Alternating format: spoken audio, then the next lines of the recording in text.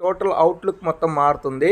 మనకి డోర్స్ కానీ ఇవన్నీ వచ్చేసి ప్లాస్టిక్ డోర్స్ అనేవి రావడం జరుగుతుంది. సీల్స్ కానీ మొత్తం కవర్స్ కానీ మొత్తం. మన ఛానల్ని ఎవరైనా సబ్స్క్రైబ్ చేసుకొని వారు ఉంటే ఇప్పుడే మన ఛానల్ని సబ్స్క్రైబ్ చేసుకొని అలానే మరి నేను పెట్టే కొత్త వీడియో నోటిఫికేషన్ కోసం బెల్ ఐకాన్ని క్లిక్ చేయండి.